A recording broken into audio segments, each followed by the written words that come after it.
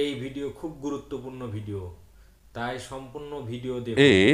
শাহী AID থেকে আপনি লিখেছেন সঠিক সময়ে আহ, ফজরের সালাত আদায় করতে পারি না, এটা কাজা পড়লে হবে?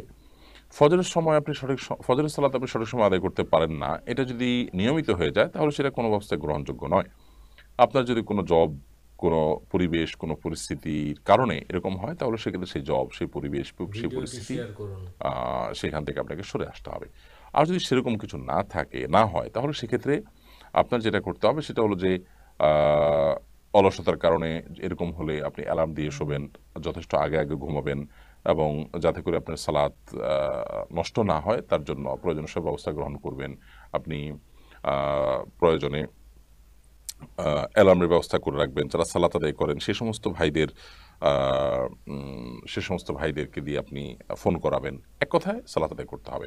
অনেক মানুষ এরকম আছেন যে ফজর নামাজ সকাল ৭টা বা ৮টায় উঠে নিয়মিত তারা আদায় করেন। এটা খুবই গর্হিত, খুবই জঘন্য, কোনো অবস্থাতে গ্রহণযোগ্য নয় যে আপনি ৭টা ৮টা বাজে উঠে ফজর নামাজ পড়বেন বা সূর্য ওঠার পরে সালাত আদায় করবেন, এটা গ্রহণযোগ্য নয়। হ্যাঁ, কখনো এরকম কারাবদরে হয়ে যেতে পারে যে অ্যালার্ম দিয়েছি বা দিতে ভুলে গেছি, কোনো কারণে মিস হয়ে গেছে, বেশি বেশি শেয়ার তো করুন। এরকম হতে পারে, কিন্তু নিয়মিত হওয়া বা প্রায় হওয়া কোনোভাবে গ্রহণযোগ্য নয়। এবং যদি কখনো মিস হয়ে যায় তাহলে সেক্ষেত্রে যখন আপনি উঠবেন তখন সালাত আদায় করবেন। কারণ হাদিসে বর্ণিত হয়েছে, মান্না মান সলাতিনা ওনাসিহা ফালিউসাল্লিহা ইদা যাকারাহা ফাইন্না যালিকা ওয়াক্তুহা। যদি কেউ সালাত আদায় করতে ভুলে যায় অথবা ঘুমের কারণে সালাত মিস হয়ে যায় তাহলে সে যখন ঘুম থেকে উঠবে তখন সালাত আদায় করবে, এটাই তার সালাতের সময়।